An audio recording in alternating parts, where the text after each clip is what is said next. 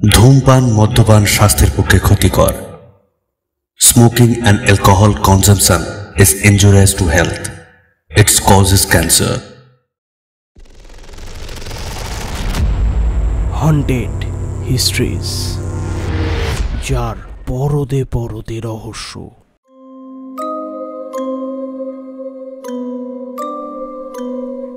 CSB হাসপাতালের deputy super দিগন্ত বাগচি কর্মসূত্রে transfer হয়ে পৌঁছায় উত্তরবঙ্গের এক অখ্যাত গ্রাম কিউজিংয়ে। সেই গ্রামের এক পরিত্যক্ত মর্গকে ঘিরে সৃষ্টি হয়েছে নানান অজানা ভয়ঙ্কর সব রহস্য। রাতের আধারে কাকে বসে থাকতে দেখা যায় ওই মর্গের বাইরে? কিউজিংয়ের এই হাসপাতালের মধ্যে চলা সকল অসামাজিক অথবা অতিভৌতিক রহস্যের কিনারা করতে পারবে কি দিগন্ত? এই নিয়েই আমাদের আজকের গল্প, haunted histories presents dark horror thriller, লেখিকা অনন্যা পালের কলমে যখন রাত নামে মর্গে। গল্পের কথক দেবজিৎ, অন্যান্য চরিত্রে সৌরদীপ, মধুবন, রনিত এবং দেবজিৎ। গল্পের সূত্রধার আমি দেবজিৎ। শুরু হচ্ছে যখন রাত নামে মর্গে।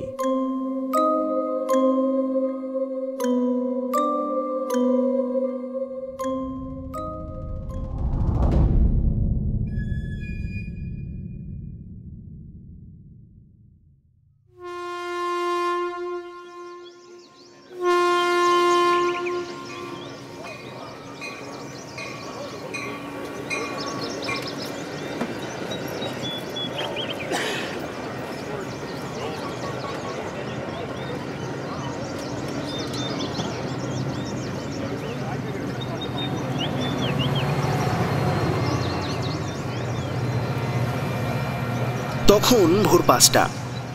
নিউ জলপাইগুড়ি স্টেশনে এসে থামল ট্রেনটা। সিএসবি হসপিটালের ডেপুটি সুপারকে কিনা শেষমেশ বদলি হয়ে আসতে হলো এই উত্তরবঙ্গের পাথুরে মাটিতে।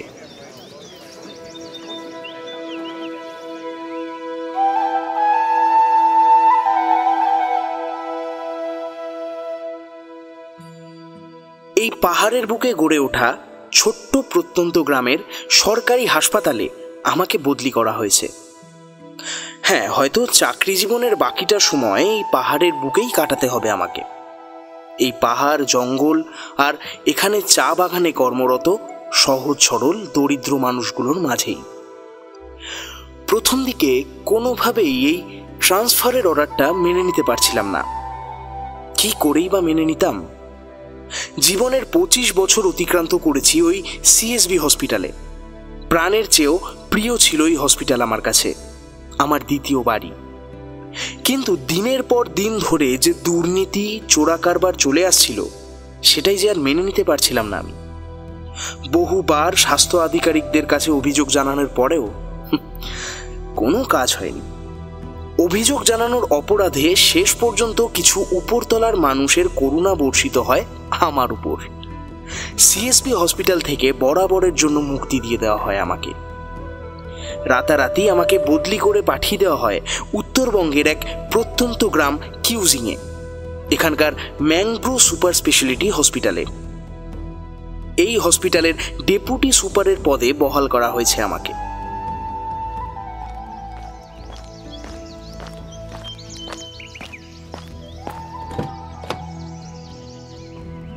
স্টেশন থেকে বেরিয়ে একটা টাটা সুমো ধরে রওনা দিলাম কিউজিংয়ের উদ্দেশ্যে।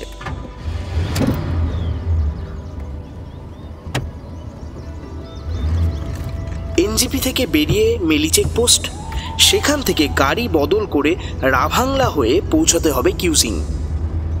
পাহাড়ের আঁকাবাঁকা পথ ধরে এগিয়ে যেতে থাকে আমাদের গাড়িটা। এক পাশে গহীন অরণ্যের সমারোহ, অন্য পাশে গভীর খাদ। তার মাঝ দিয়েই চলে গেছে একটা সরু পাহাড়ি রাস্তা। সেই পথ ধরেই আমরা এগোচ্ছি।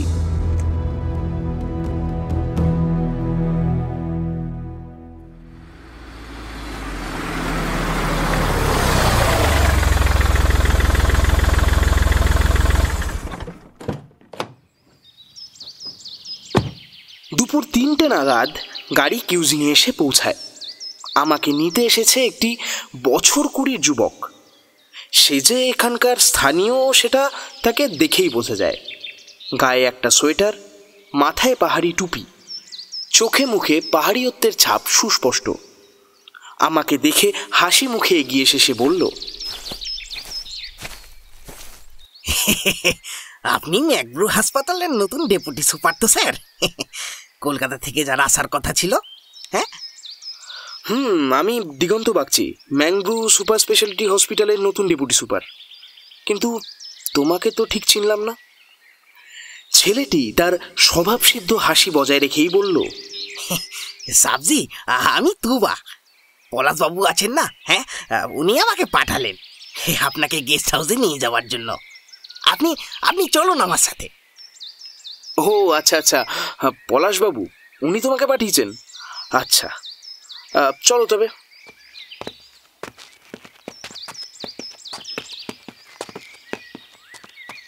আচ্ছা, এই গেস্ট হাউসটা কি এখান থেকে অনেকটা দূর নাকি? না না, এ কাছেই। আপনি আপনি আসুন আমার সাথে।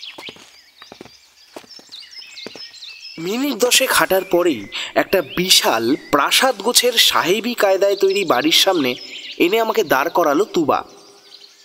বাড়িটা দেখেই বোঝা যাচ্ছে এটি ব্রিটিশ আমলের তৈরি। অপরূপ কারুকার্য করা রয়েছে এই বাড়িটির এক একটি কোণা জুড়ে। গেস্ট হাউসের দুপাশে অসংখ্য বাহারি ফুলের গাছ লাগানো হয়েছে। সেই সব পাহাড়ি ফুলের নাম ধাম যদিও আমি জানি না, তবে অপূর্ব সুন্দর দেখতে ফুলগুলো। ঢোকার পথে মরচে পড়া একটা লোহার গেট। তুবা সেটিকে ঠেলে আমাকে ভিতরে নিয়ে এলো।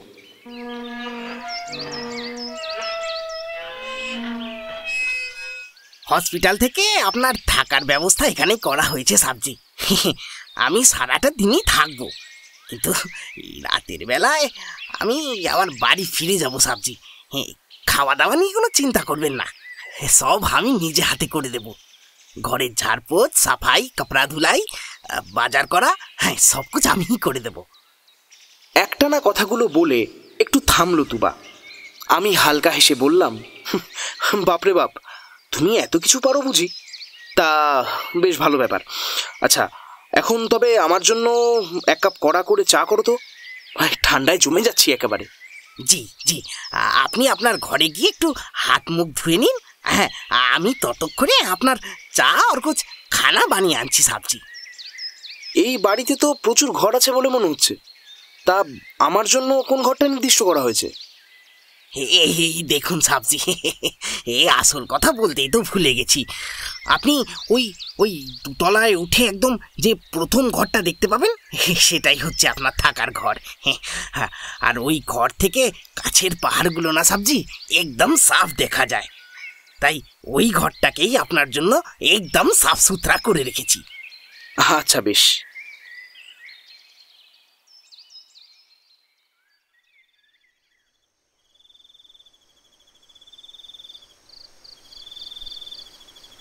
বেশ কিছুক্ষণ পর যখন নিচে নেমে এলাম, তখন রাত অনেকটাই বেড়েছে। আর যত রাত বাড়ছে ঠিক ততই ঠান্ডাটাও জাঁকিয়ে পড়ছে। এমনিতেই পাহাড়ি অঞ্চল, আর তার মধ্যে এখন ডিসেম্বর মাসের মাঝামাঝি, তাই ঠান্ডা যে মাত্রাতিরিক্তভাবে জাঁকিয়ে পড়বে এটা বলাই বাহুল্য।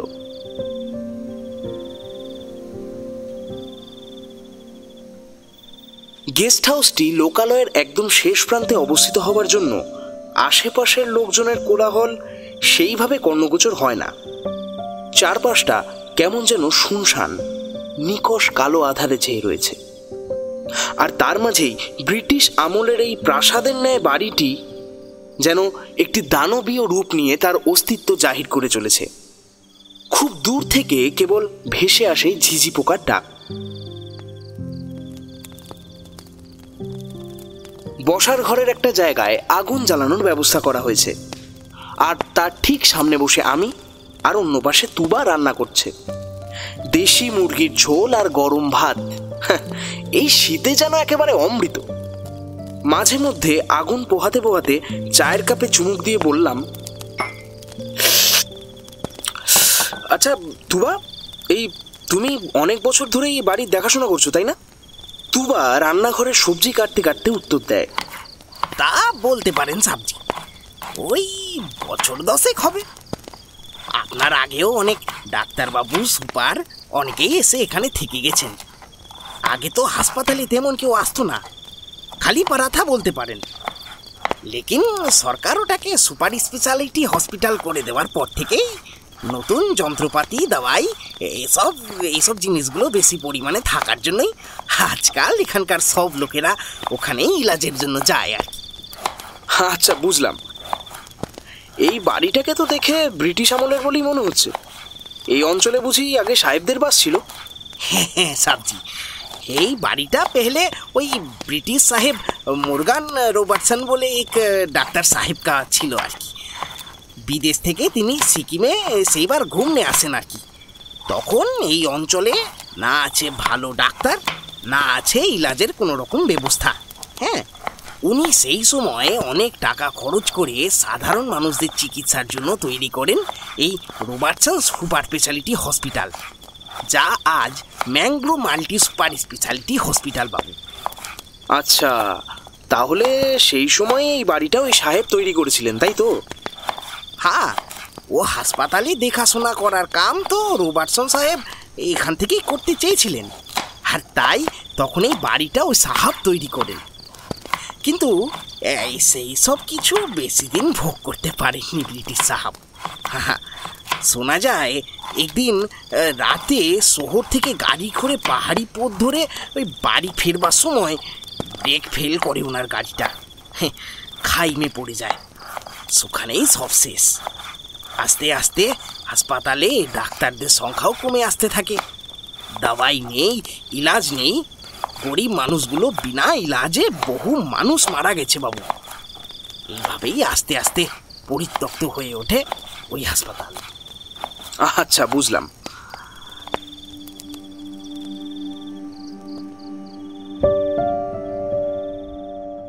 এইসবের মাঝেই তুবার রান্নাও শেষ। আমাকে খাবার বেড়ে ও বেরিয়ে যায় নিজের বাড়ির উদ্দেশ্যে। পরের দিন থেকেই আমি হসপিটালে যোগ দিই।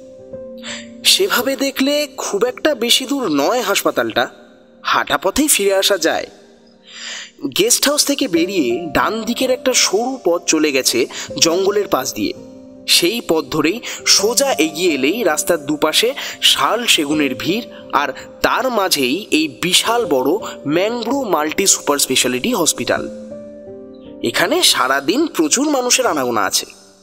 অবশ্য হাসপাতালের বেশ কিছুটা দূরে চোখে পড়ে আরও একটা ছোট বিল্ডিং, যা পুরনো ব্রিটিশ আমলের তৈরি বলেই মনে হয়। সেই ছোট বিল্ডিংটার গা বেয়ে উঠে গেছে একটা সরু চিমনি, সামনে বিশাল বড় লোহার গেট, আর ঠিক তার পাশে ছোট্ট একটা কাঠের চেয়ারে বসে থাকে এক ব্যক্তি। প্রথম প্রথম ভারী অদ্ভুত লাগতো, কারণ সকালে যখন হাসপাতালে যেতাম তখন ওখানে কাউকেই দেখতে পেতাম না। কিন্তু সন্ধ্যার সময় যখন ফিরে আসতাম তখন প্রতিদিনই ওই লোকটাকে একই জায়গায় দেখতে পেতাম, যেন কোনো নিষ্প্রাণ কাঠের পুতুল। টিমটিম করে জ্বলতে থাকা বাল্বের তলায় নদীর দিকে অপলক দৃষ্টিতে তাকিয়ে বসে থাকে ওই ভদ্রলোক। কারোর সাথে কথা বলে না, কেউ আসেও না ওর সাথে কথা বলতে। কেউ, কি ওর পরিচয়? কেন কেবলমাত্র রাতের আধারেই তাকে দেখা যায়? এইরকম নানান প্রশ্ন ক্রমেই ডানা মেলতে থাকে আমার মনে। পরে হসপিটালে কাজ করতে করতে আমি জানতে পারি ওই বিল্ডিংটা হচ্ছে এই হসপিটালের পুরনো মর্গ। সেই দিন ডক্টর বিশ্বাসের সাথে কথা বলার সময় ওই মর্গের বিষয়ে জানতে পারি। আসলে কি বলুন তো মিস্টার বাগচি, এই হসপিটালটা তো জানেনই বহু যুগ আগের তৈরি। সাহেবদের আমলে তখন হাসপাতালের মধ্যে মর্গের কোনো ব্যবস্থা ছিল না। ওই জন্যই হসপিটাল থেকে বেশ কিছুটা দূরে ওই লাশঘর তৈরি করা হয়। এখন নতুন হসপিটাল তৈরি করার পর থেকে হসপিটালের মধ্যেই লাশঘরের ব্যবস্থা রয়েছে ঠিকই, কিন্তু ওই পুরনো লাশঘরে আমরা এখনো অনেক লাশই স্টোর করি। যেমন ধরুন না, বেওয়ারিশ লাশ কিংবা ওই পেশেন্ট পার্টি যে লাশগুলোকে নিয়ে যেতে দেরি করছে তাদেরকে ওই স্টোর করা হয় আর কি। অথবা ওই পুলিশরা যেসব বডিগুলোকে নিয়ে আমাদের কাছে আসে পোস্টমর্টম করার জন্য, তাদেরকেও মাঝে মধ্যে ওই ওই মর্গেই রাখা হয়। আর একটা লোককে দেখি প্রতি রাত্রে ওই বাইরে বসে থাকতে, ওটাকে দিনের বেলায় তো ওনাকে দেখতে পাই না। ও, উনি উনি তো এখানকার সিকিউরিটি গার্ড, ওই মর্গটা পাহারার দায়িত্বে আছেন। নামটা নামটা ঠিক মনে পড়ছে না, তবে শুনেছি এখানকার বহু পুরনো স্টাফ। ওহো, আচ্ছা। লোকটা ভারী অদ্ভুত। এখানে এসেছি মাসখানেক হতে চললো, কিন্তু ভারী অদ্ভুত বিষয়, লোকটাকে কারোর সাথে কথা তো দূর, ওই চেয়ার ছেড়ে পর্যন্ত উঠতে দেখিনি আমি। কেমন যেন নিষ্প্রাণ পাথরের মূর্তির মতন বসে থাকে নাকি স্থানে। আমিও এখানে এসেছি খুব বেশি দিন হয়নি, ওই বছর দুয়েক। আর আমি তো হাসপাতাল থেকে বেরিয়ে অন্য রুট ধরে বেরিয়ে যাই, তাই ওনার সাথে দেখা সাক্ষাৎ সেইভাবে আমার ঘটেনি। যাই হোক, ওই মর্গের দিকটা খুব একটা সুবিধের নয়, বুঝলেন তো। সবাই মোটামুটি অ্যাভয়েড করেই চলে ওই পথটা, তাই বলছি সন্ধ্যের পর বেশি বেশি মারাবেন না, বুঝলেন। কেন, কি সমস্যা আছে? এখানেই তো আছেন, আস্তে আস্তে সবটাই বুঝে যাবেন। এই, আমি চলি, 209 নম্বর কেবিনে একবার যেতে হবে। Good bye.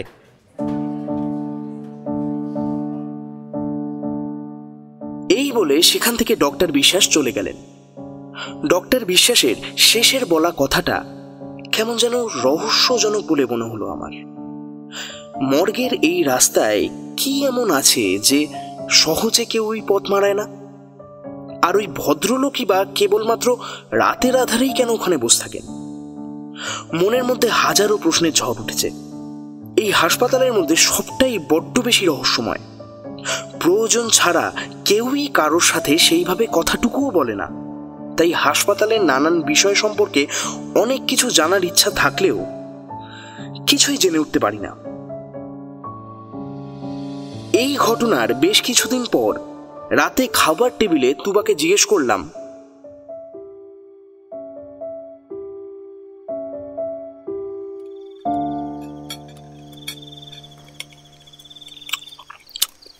আচ্ছা তুবা, ওই হসপিটালের এর পাশে যে ওই পুরনো বিল্ডিংটা আছে, ওটা কি মর্গ নাকি? ওই পুরনো মর্গটা নাকি? ওই মর্গের সামনে প্রতি রাতে একটা লোক বসে থাকতে দেখি, জানো? শুনলাম উনি নাকি এখানকার দারোয়ান। তা ওই লোকটার বিষয়ে কিছু জানো টানো নাকি? তুবা কিছু একটা মনে করার চেষ্টা করে বলল, আপনি বাহাদুর চাচার কথা বলছেন হয়তো সাবজি। উনি তো ওই পুরনো মর্গের একমাত্র সিকিউরিটি গার্ড আছেন। নাম ধাম তো বলতে পারবো না ভাই, কিন্তু লোকটা রোগাটে গরনের, মুখে খোঁচা খোঁচা দাড়িও আছে। কারোর সাথে বিশেষ কথা টথা বলতেও দেখি না, কেমন যেন নিষ্প্রাণ পুতুলের মতন বসে থাকেন।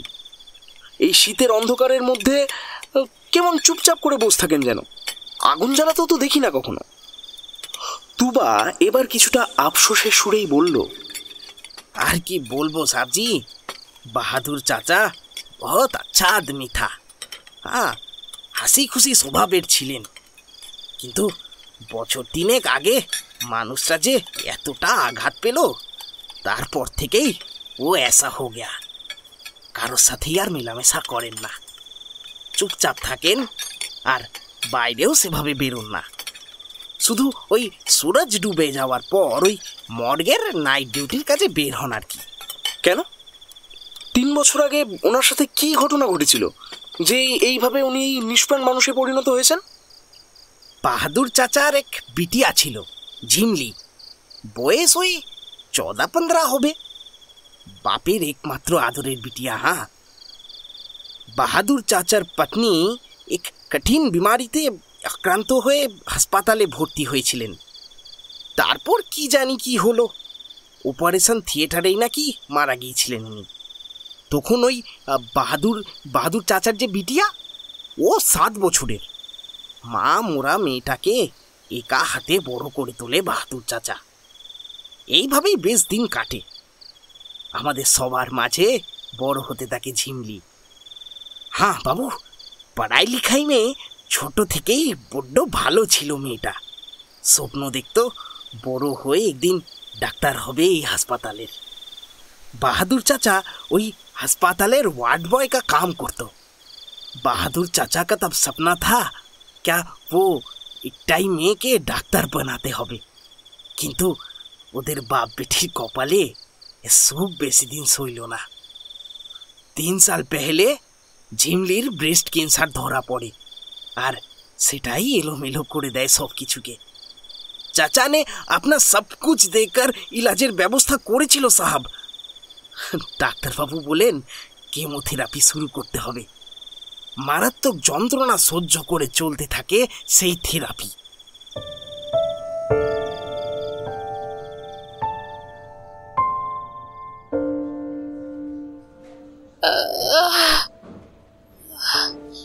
আমি আর পারছি না বাবা, আমার সারা শরীরে সহ্য যন্ত্রণা হচ্ছে,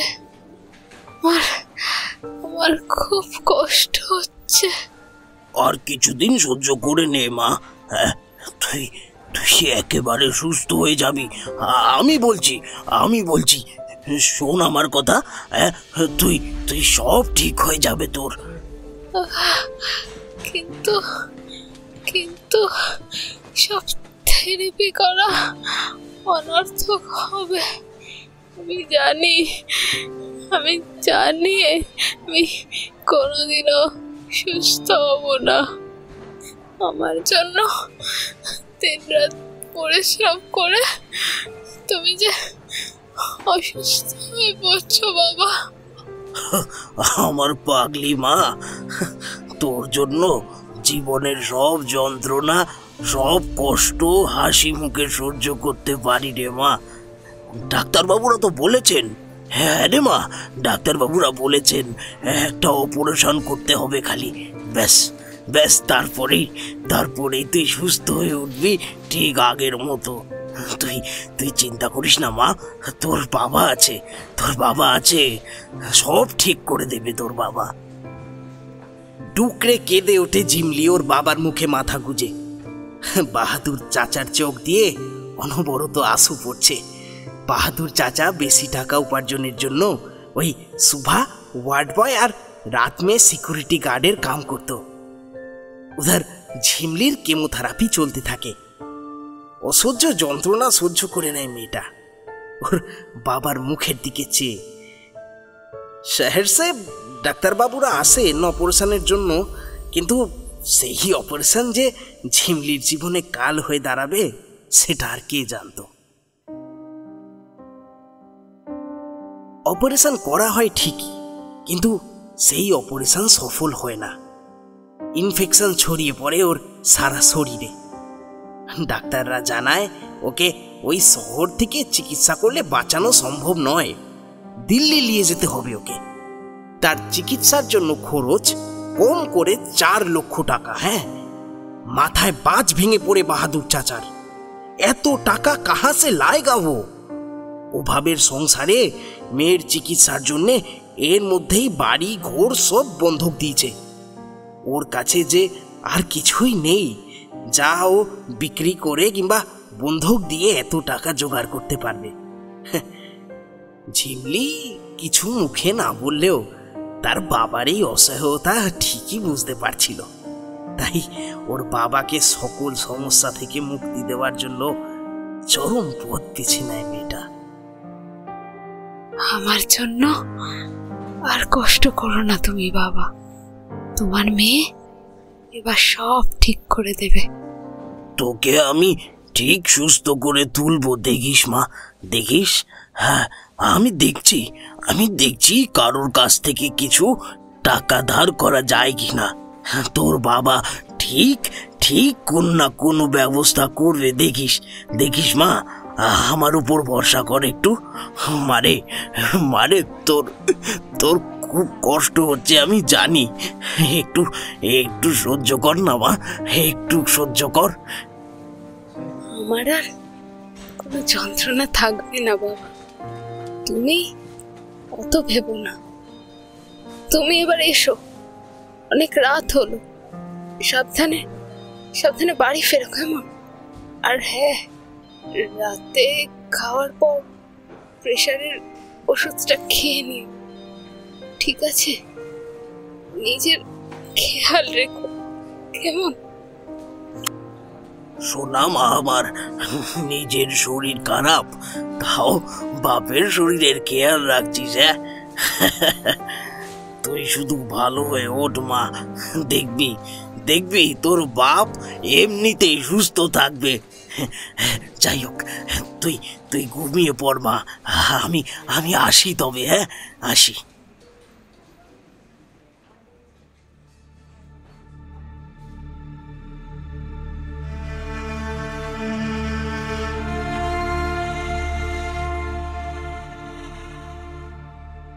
মেয়ের কপালে চুমু খেয়ে কেবিন থেকে বেরিয়ে আসে বাহাদুর চাচা। ঝিমলি কান্না ভেজা চোখে ওর বাবাকে একবার জড়িয়ে ধরে শেষবারের মতো। সেই দিন বাহাদুরের সমস্ত সমস্যার সমাধান ঘটিয়ে সকল যন্ত্রণা থেকে নিজেকে মুক্তি দেয় ঝিমলি। হসপিটালের যে কেবিনে ওকে রাখা হয়েছিল, সেই কেবিনটাই ছিল 3 তলায় বাবু। কেবিনের জানলা থেকেই মধ্যরাতে ঝাঁপ দেয় ঝিমলি। হাসপাতালের বাইরে পড়ে থাকে ওর ক্ষত বিক্ষত দেহ, রক্তে ভেজা প্রাণহীন শরীরটা বাবু। বহুত বহুত উঁচা সে পড়েছিল মেয়েটা, তাই ওর মুখের এক পাশটা থেতলে গেছিল বাবু। মাথার খুলিতে ওর খুব চোট লেগেছিল, খুলি ভেঙে মাথার ঘিলু বেরিয়ে আসে ঝিমলির। ঘটনাস্থল থেকে সবাই ঝিমলির প্রাণহীন শরীরটা উদ্ধার করে বাবু। পরদিন সকালে মেয়ের মৃত্যুর খবর পেয়ে উন্মাদের মতন ছুটে আসে বাহাদুর চাচা। ঝিমলির শরীরটাকে সিনেমে আঁকড়ে ধরেন, সকল ডাক্তারের হাতে পায়ে ধরতে থাকেন বাহাদুর চাচা। কেউ কেউ ওকে বোঝাতে পারে না বাবু যে ওর ঝিমলি ওর সিনা খালি করে বরাবরের মতন চলে গেছে বাবু। ডাক্তার বাবুরা বাহাদুর চাচাকে অনেক বোঝানোর চেষ্টা করে, কিন্তু কন্যাশোকে কাতর পিতাকে কি আর বিজ্ঞানের বুলি বোঝানো যায় বাবু? সামলানো যায়? যায় না বাবু, যায় না। ডাক্তাররা আবারও একবার পরীক্ষা করে নিশ্চিত হয় যে ঝিমলি সত্যি আর বেঁচে নেই। ঝিমলিকে পোস্টমর্টমের জন্য যখন নিয়ে যাওয়া হয় ওই মর্গের ভিতরে, মেয়ের শরীরটাকে যখন ওই মর্গের ভিতর নিয়ে যাওয়া হচ্ছিল, বাহাদুর চাচা তীব্র আপত্তি জানায় বাবু। এসব কি বলছেন নাকি আপনারা? আমার মেয়েটার শরীরটাকে কাটাছেড়া করবেন না ডাক্তারবাবু, করবেন না। আমার মেয়েটা বেঁচে আছে, আমি বলছি। ও মারা যায়নি ডাক্তারবাবু, ওর শরীরটাকে কাটাছেড়া করে ওর খুব কষ্ট হবে ডাক্তারবাবু, ওর খুব কষ্ট হবে। ওকে, ওর শরীরটাকে এরকম করবেন না, আমার মেয়েটার সাথে করবেন না। কিন্তু অশিক্ষিত হতো দরিদ্র বাহাদুর চাচার কথা কেউ শোনেনি সাহাব। সুইসাইড কেস, পোস্টমর্টম তো করতেই হবে। হ্যাঁ, ডাক্তারদের হাতে পায়ে ধরলেও কেউ ওর কথা শোনে না সাহাব। মেয়ের মৃত্যু শোকে উন্মাদ হয়ে ওঠে বাহাদুর চাচা। ঝিমলিকে যখন কাটাছেড়া করা হচ্ছে মর্গে, তখন ওই মর্গের দরজার সামনে দাঁড়িয়ে চিৎকার করতে থাকে বাহাদুর। ঝিমলিকে দয়া করে ছেড়ে দিন ডাক্তারবাবু, আমার ছোট্ট মেয়েটার যে বড্ড কষ্ট হচ্ছে। ও বলেছে আমাকে ডাক্তারবাবু, আপনারা কেন এত কষ্ট দিচ্ছেন? মাথার খুলিটা ছেঁড়া করবে, আমার মেয়েটা এই যন্ত্রণা সহ্য করতে পারবে না ডাক্তারবাবু। আমার মেয়েটা যে বড্ড কাঁদছে, ওর খুব কষ্ট হচ্ছে।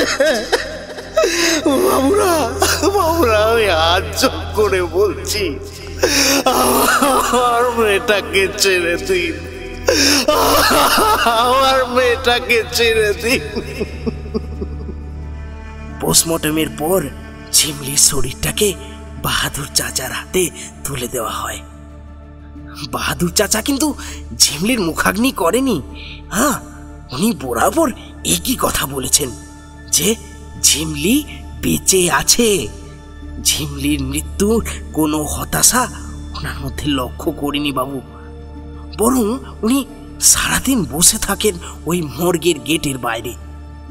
আমরা গ্রামবাসীরা সকলে মিলে ঝিমলির মৃতদেহ সৎকার করি। এ তো সবের মাঝেও বাহাদুর চাচা দিন রাত শুধু একই কথা বলে যেত, সাহাব, ওই মর্গের মধ্যেই নাকি ঝিমলি আছে। হ্যাঁ হ্যাঁ, ঝিমলি আছে। হ্যাঁ, পুরা দিন ওই মর্গের বাইরে বসে থাকতে শুরু করলো লোকটা। কিন্তু ঝিমলির ওই ঘটনার পর থেকে একের পর এক অদ্ভুত ঘটনা ঘটতে শুরু করে সাহাব ওই মর্গের মধ্যে।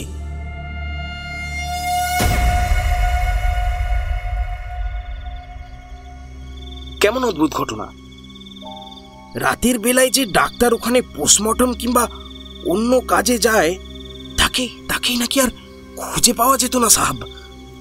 পুলিশ এসেছে, তদন্ত হয়েছে, কিন্তু কোনো লাভ হয়নি সাহাব।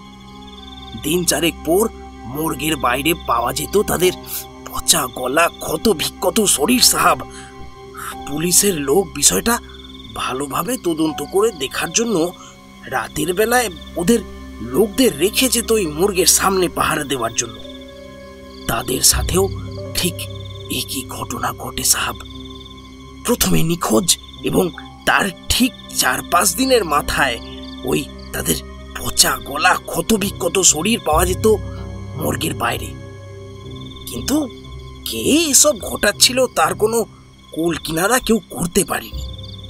শেষে এ হসপিটাল কর্তৃপক্ষের কাছে ঘুষ খেয়ে এই কেসটা তদন্ত করা বন্ধ করে দেয়, কারণ এই সব অদ্ভুত মৃত্যুর খবর চারিদিকে ছড়িয়ে পড়তে শুরু করায় রোগীরা আর কেউই এই পথে বিশেষ আসে না। পুলিশ বিষয়টাকে ঘুরিয়ে দেয় এবং ওই সকলের মধ্যে রটিয়ে দেয় যে এই সব কোনো বন্য জীবজন্তুর কাজ। গ্রামে অশিক্ষিত মূর্খ লোকজনের মনের মধ্যে প্রশ্ন থাকলেও তা মুখে প্রকাশ করার সাহস কারণ নেই। এইভাবেই পুরো বিষয়টা ধামাচাপা পড়ে যায়। হাসপাতালে কাজ আবারও আগের মতোই শুরু হয়ে যায়, কিন্তু ওই মর্গে রাতে পাহারার দায়িত্বে কেউই আর থাকতে রাজি হয় না সাহাব। অবশেষে হাসপাতাল কর্তৃপক্ষের খেয়াল পড়ে মেয়ের শোকে পাগল বাহাদুর চাচার কথা। ততদিনে মানুষটার মাথায় গন্ডগোলের কথা প্রায় সবাই জেনে গেছে, তাই বলির পাঠা হিসাবে বাহাদুর চাচাকেই দায়িত্ব দেওয়া হয়। হ্যাঁ, তবে ওনাকেই দায়িত্ব দিলে আরেকটা সুবিধাও ছিল বটে। মর্গের ভিতর নাকি কানাঘুষো শোনা যায়, নানান অসামাজিক কাজও নাকি হতো।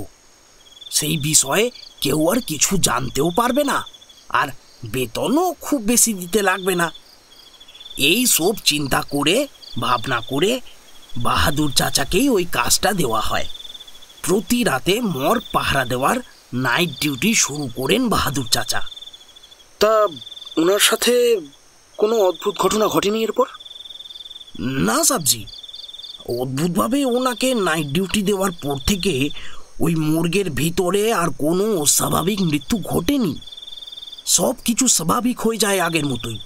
আর বাহাদুর চাচাও ভীষণ খুশি এই বিষয়টায়, কারণ উনি এখনো মনে করেন যে ওই মর্গের ভিতরেই নাকি তার মেয়েটা আছে। মেয়ের কাছে থাকতে পারছে, তাই সুরজ ডোবার সাথেই বাহাদুর চাচা চলে যায় ওই মর্গ পাহারা দিতে। সারা রাত ওখানেই বসে থাকে, যতই ঝড় জল বারিশ তুফান হয়ে যাক না কেন কিংবা ঠান্ডা পড়ুক, একভাবে বসে থাকে ওই গেটের বাইরে। আর সবাইকে বলে বেড়ায়, বাবু, রাতের আধারে ঝিমলির নাকি খুব ভয় করে ওখানে, তাই নাকি ওর বাবাকে ছাড়তে চায় না। বিষয়টা কিন্তু বেশ গোলমেলে তুবা। মানুষটার মাথায় গন্ডগোল আছে মানলাম, কিন্তু তুমি যা বলছো ওই মর্গের মধ্যে অনেকগুলো মৃত্যুর কথা, আরে সেগুলো তো সাধারণ মৃত্যু বলাই যায় না। ওই ডাক্তারদের কেউ খুন করেছে আমার যা মনে হচ্ছে। কিন্তু আসল প্রশ্ন একটাই, ওই ডাক্তার বা পুলিশের লোকজনকে কে বা কারা খুন করলো বলো তো? আমি গ্রামের সাধারণ মানুষ সাবজি, এত কিছু তো আমি বলতে পারবো না। তবে এই সবের মধ্যে কোনো জটিল রহস্য নিশ্চয়ই আছে সাবজি। কিন্তু একটা কথা শুধু আপনাকে বলবো, ওই পুরনো মর্গের রাস্তা বেশি ঘোরাঘুরি আপনি করবেন না। সত্যি সত্যি ওই পথটা ভালো নয় সাব। বাহাদুর চাচা ওখানে থাকে ঠিকই, লেকিন তাও সন্ধ্যার পর সকলেই ওই পথটা এড়িয়ে চলে সাবজি। বলা যায় না বিপদ কোথায় ঘাপটি মেরে লুকিয়ে বসে আছে। তাছাড়া আপনি এখানে নতুন, তাই সাবধানে থাকাই ভালো।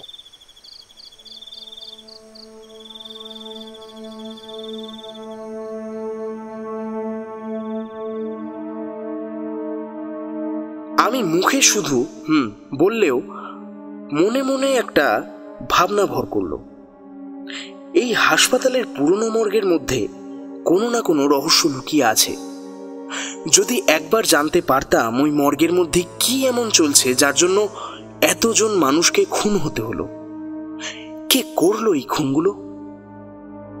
এরপর বেশ কয়েকদিন কেটে গেছে। রোজ রাতে বাড়ি ফেরার সময় ওই পথ ধরেই ফিরে আসি। বহুবার মনে হয়েছে একবার ভিতরে ঢুকে দেখি কি আছে ওই মর্গের মধ্যে, কিন্তু মাথার ভিতর থেকে ঠিক ততবারই যেন কেউ বলে উঠেছে চরম বিপদ অপেক্ষা করে আছে ওই মর্গের মধ্যে। একবার পা বাড়ালে হয়তো হারিয়ে যাব কোনো এক অন্ধকারের জগতে। কিন্তু আমাদের মানুষের মনটা বড়ই অদ্ভুত।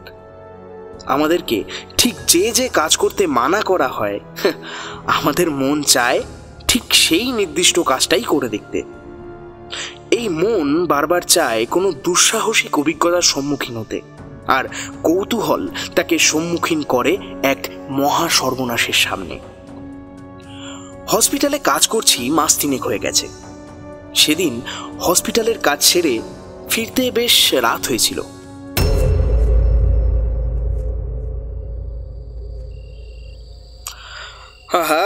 আজকে কাজ ছেড়ে বেরোতে রাত 10টা বেজে গেল। নিশ্চয়ই তুবা অপেক্ষা করছে আমার জন্য। যাই যাই তাড়াতাড়ি পা চালাই। এইসব ভাবতে ভাবতে মর্গের রাস্তার সামনে দিয়ে যেতে গিয়ে হঠাৎ কি যেন মনে হতে একবার পিছনে ফিরলাম। এ কি, বাহাদুর কোথায়? প্রতিদিন তো এই সময়ে ঠিক এই স্থানেই বসে থাকতে দেখা যায়, কিন্তু আজ কি হলো? আসেনি নাকি? মনের মধ্যে হাজারো প্রশ্ন ক্রমশ দানা বাঁধছে। এই 3 মাসে এমন একটাও দিন যায়নি যেদিন এই মর্গের সামনে বাহাদুরকে আমি চেয়ারে বসে থাকতে দেখিনি। আজ হঠাৎ করে বাহাদুরের এই অনুপস্থিতি হাজারো প্রশ্নের জন্ম দিচ্ছে আমার মনে।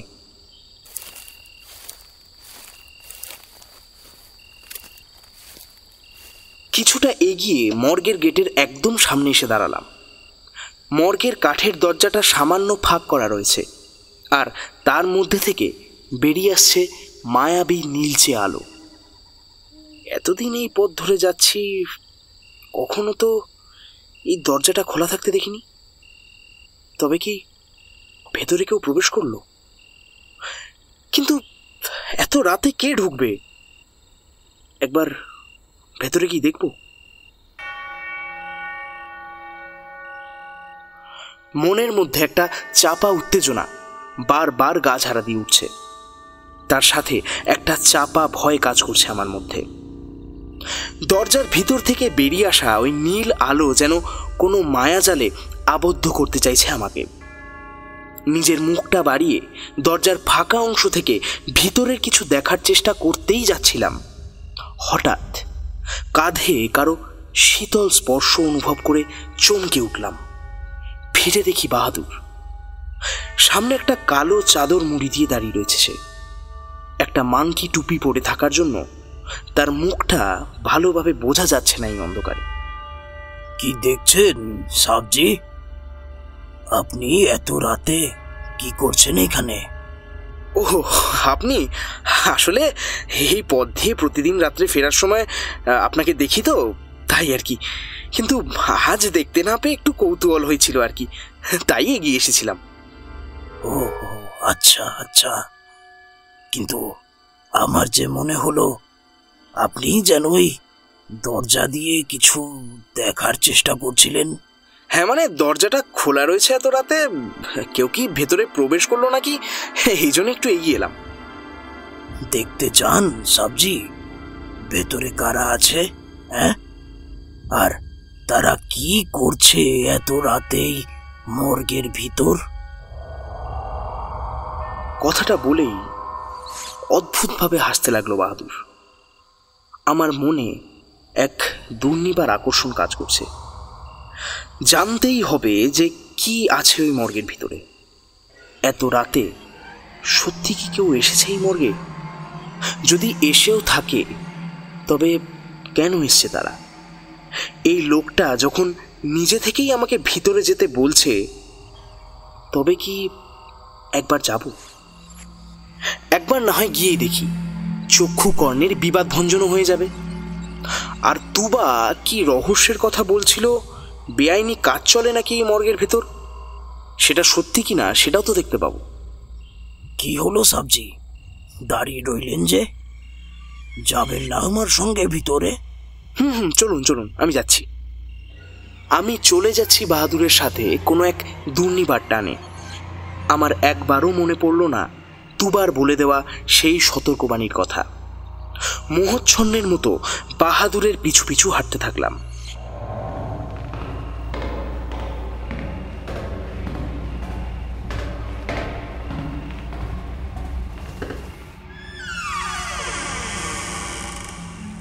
দুজনে প্রবেশ করলাম ওই পুরনো মর্গের ভিতরে।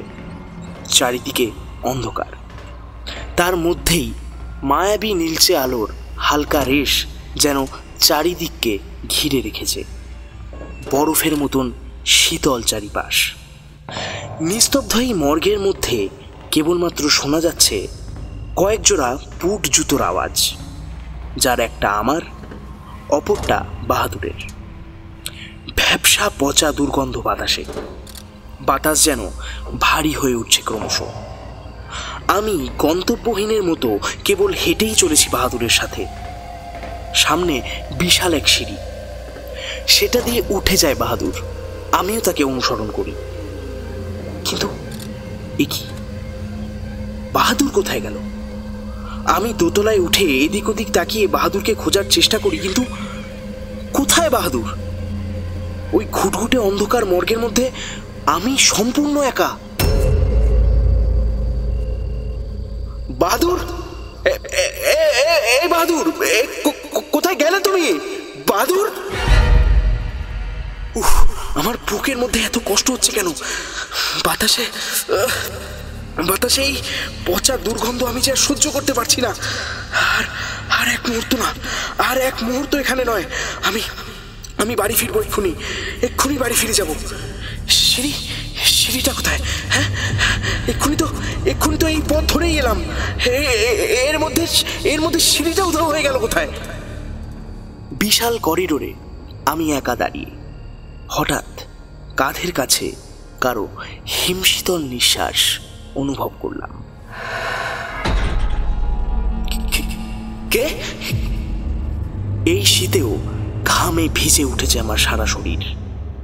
হঠাৎ করেই কানে আসে কান্নার শব্দ, কোনো বাচ্চা মেয়ের কান্না। অন্ধকারের মধ্যেই বুঝতে পারি কেউ যেন আমার সামনে দিয়ে ছুটে চলে গেল। কে আছে ওখানে? আমি বেরোতে চাই, কেউ কি আছে? আরে আমাকে সাহায্য করুন দয়া করে, আমি আটকে পড়েছি, আমাকে বের করুন। কেউ আছে? কেউ?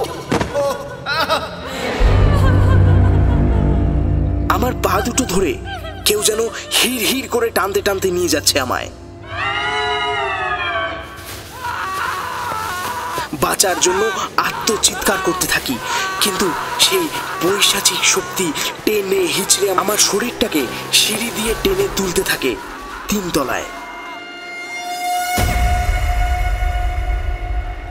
মাথায় চোট পেয়ে সেখান থেকে রক্ত ঝরছে। হাজার চেষ্টা করেও আমি নিজেকে বাঁচাতে পারছি না। চোখের সামনে সবকিছু কেমন ঝাপসা হয়ে আসছে। কিন্তু না, হেরে গেলে তো চলবে না, বেঁচে আমাকে ফিরতেই হবে। এইভাবে কেউ আমাকে শেষ করে দিতে পারে না। বাইরে মুষলধারায় বৃষ্টি শুরু হয়েছে, সাথে ভেসে আসছে অসংখ্য মানুষের আর্তনাদ। এ কি মানুষের আর্তনাদ? না না, এ চিৎকার কোনো মানুষের হতে পারে না। তবে কাদের পাল্লায় পড়েছি আমি?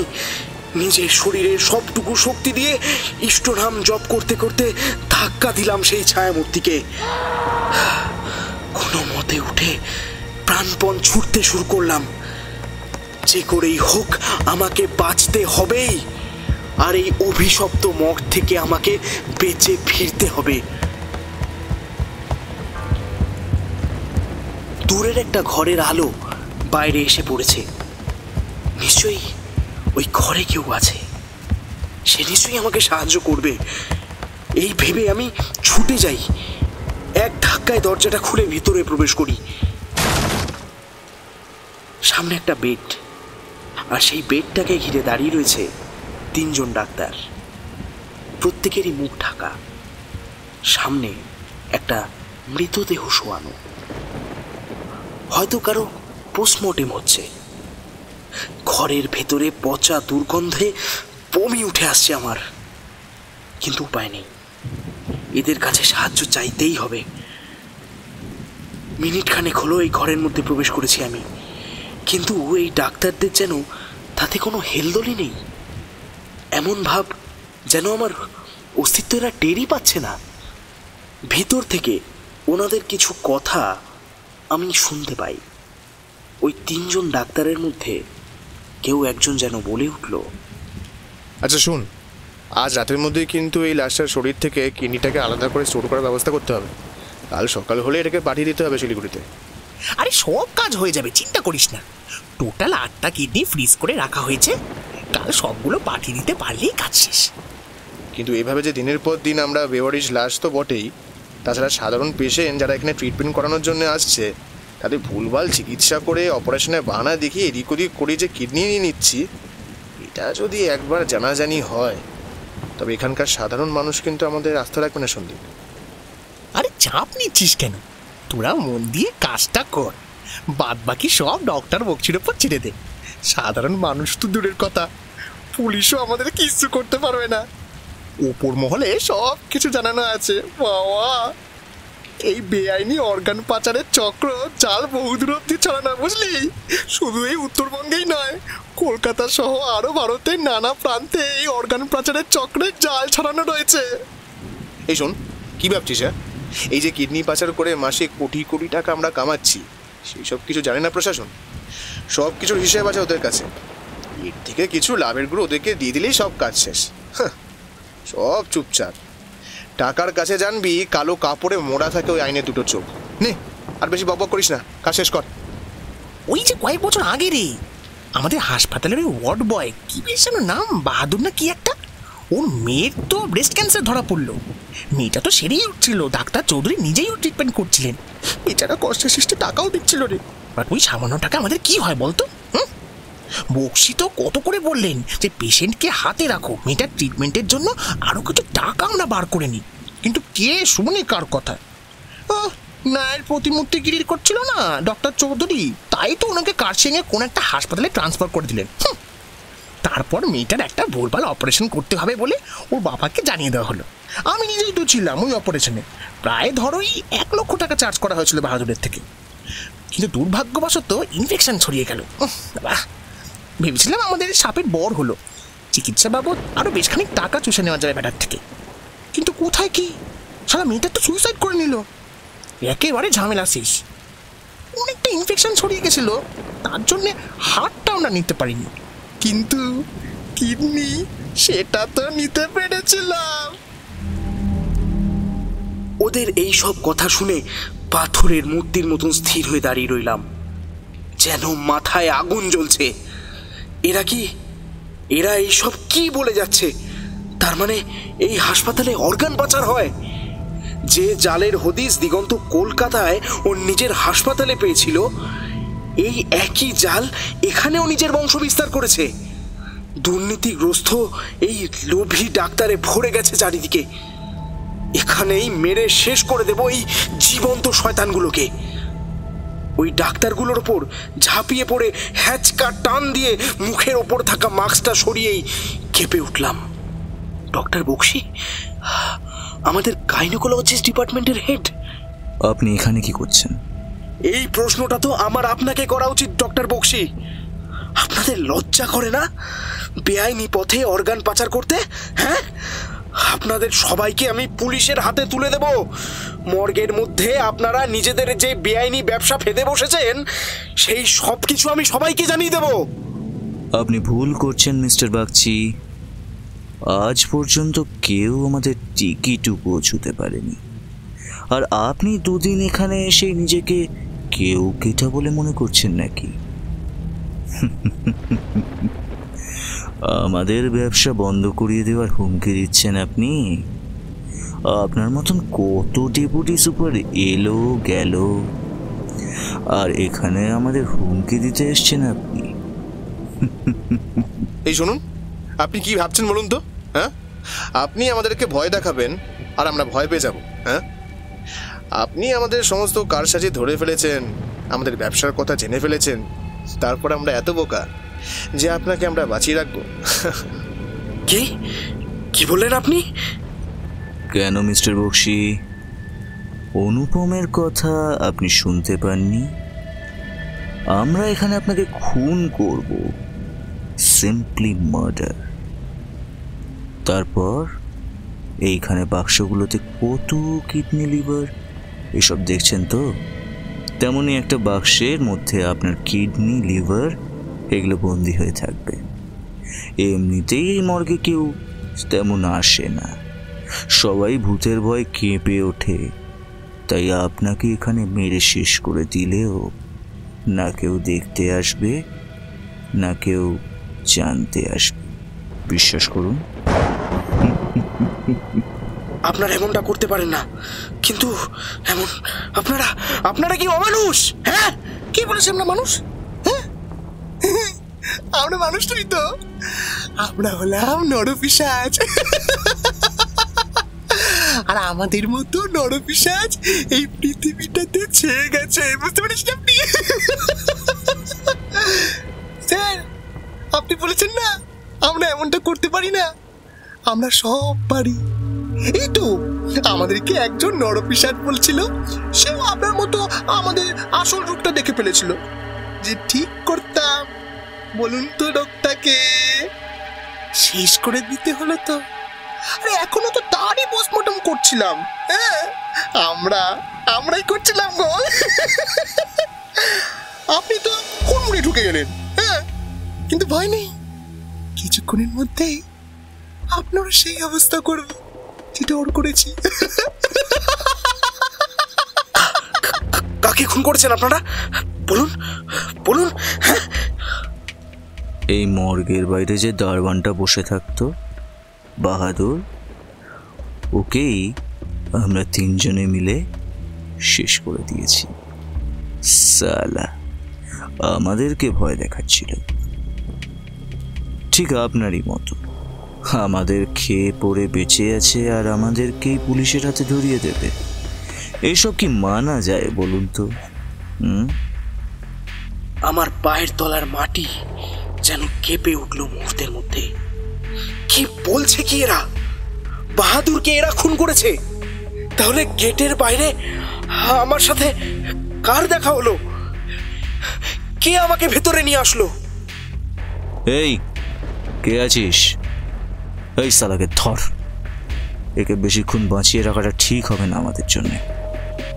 ডক্টর বক্সির হুঙ্কারে আমি চমকে উঠলাম। ওরা ছুটে আসছে আমার দিকে। একজনের হাতে একটা বড় সিরিঞ্জ, হয়তো ওটাতে ঘুমের ওষুধ মেশানো রয়েছে কিংবা বিষ। আমি প্রাণপণে দৌড়াতে শুরু করলাম। এদের হাতে আমি শেষ হয়ে যেতে পারি না, না কখনো না। সবাইকে সত্যিটা আমাকে জানাতেই হবে, না হলে এই নরপিশাচগুলো আরো বহু মানুষের প্রাণ নিয়ে নেবে। ওরা পিছনে ধাওয়া করে আসছে আমাকে। আমি কোনো দিকে না তাকিয়ে কেবল ছুটে যাচ্ছি। ওই তো সিঁড়ি দেখা যাচ্ছে। মেঝে থেকে উঠে কোনো ক্রমে আবারও দৌড়তে শুরু করলাম। পিছনে ছুটে আসছে ওই নরপিশাচের দল। হঠাৎ করেই কেউ যেন আমার হাত টেনে ধরে আর টেনে নামিয়ে আনে দোতলায়। সিঁড়ি থেকে নামতেই যাব, শত সহস্র নরকঙ্কালের হাত উঠে আসছে। জানি না কারা এরা। এটা কি সেই সকল অতৃপ্ত আত্মাদের হাত যাদেরকে ওই নরপিশাচগুলো শেষ করেছে? তাদের গলিত পচা দুর্গন্ধময় রক্ত মাংসের গন্ধ বাতাসকে ক্রমশ ভারী করে তুলছে।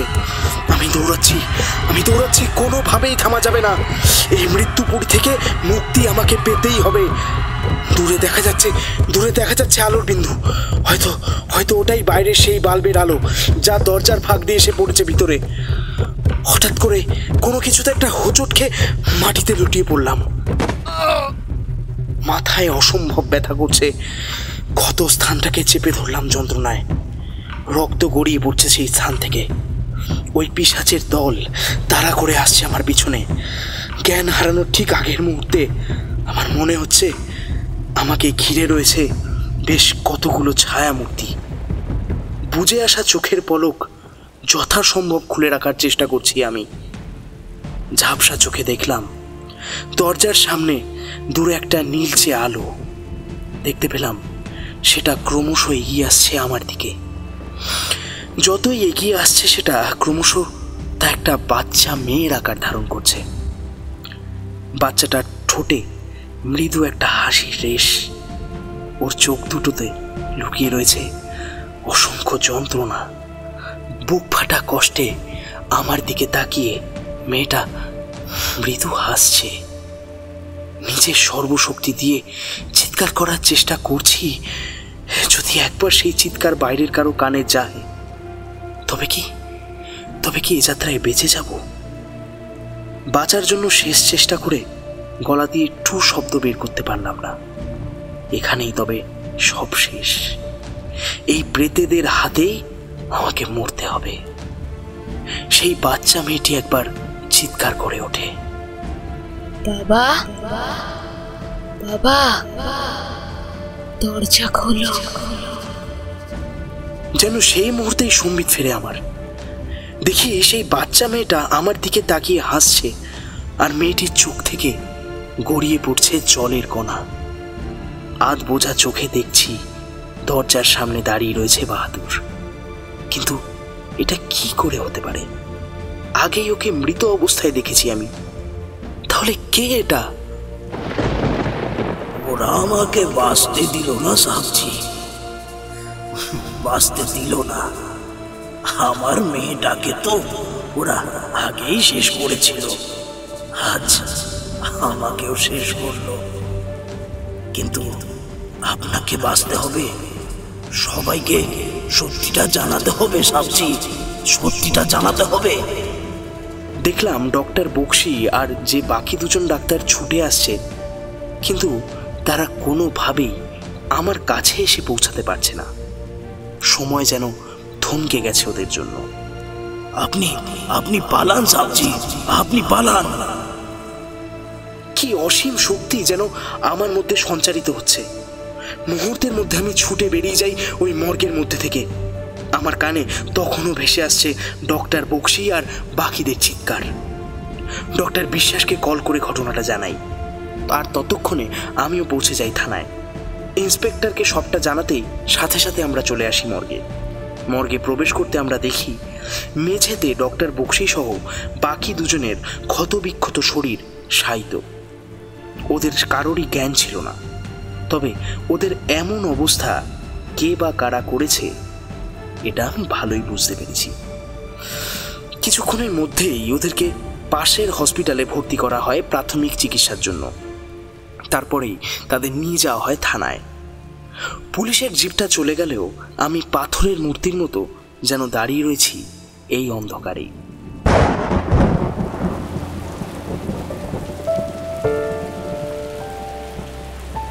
আমাদের কাজ ফুরিয়েছে বাবা। অপরাধীরা এবার ঠিক শাস্তি পাবে। এতদিন তোমাকে ছেড়ে থাকতে আমার খুব কষ্ট হয়েছে জানো তো। কিন্তু কিন্তু এখন তো তুমি চলে এসেছো। এখন থেকে আমরা আবার একসাথে থাকবো, কেউ আমাদের আলাদা করতে পারবে না। থাকবো তো মা, তোমার বাবা তোমার সাথে থাকবে, আর কেউ আমাদের কখনো আলাদা করতে পারবে না রে মা। আমরা দুজন মিলে বুঝলি তোর মায়ের কাছে চলে যাব এবার। তোর মা অনেক দিন ধরে অপেক্ষা করছে ওই ওই দূর আকাশে।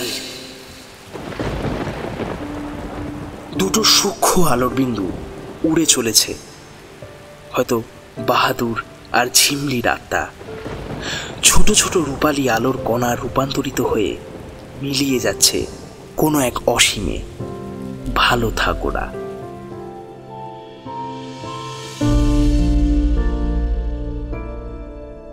কেটে গেছে আরো 7টা বছর।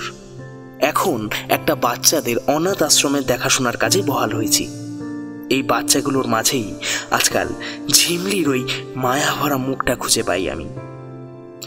সেদিন ঝিমলি আর বাহাদুর না থাকলে হয়তো প্রাণেই বেঁচে থাকতাম না আমি। মৃত্যুর পরেও ওরা ওদের কর্তব্য করে গেছে। হয়তো জীবনের অন্তিম দিন পর্যন্ত ভুলব না মর্গের সেই রাতের কথা।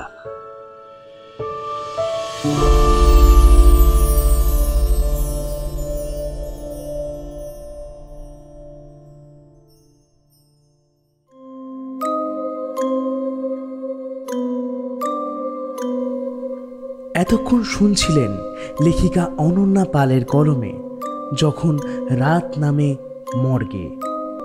গল্পের আবহ ও স্পেশাল এফেক্টসে শুভম, প্রচ্ছদ নির্মাণে পিয়ালি। এরকম আরও নানান স্বাদের গল্প শুনতে হলে সাবস্ক্রাইব করুন হন্টেড হিস্ট্রিজ ইউটিউব চ্যানেলকে এবং অবশ্যই পাশে থাকা বেল আইকনটি প্রেস করে অল নোটিফিকেশনস অন করে দিন, যাতে আমাদের যে কোনো গল্পের আপডেট আপনার কাছে পৌঁছায় সবার আগে।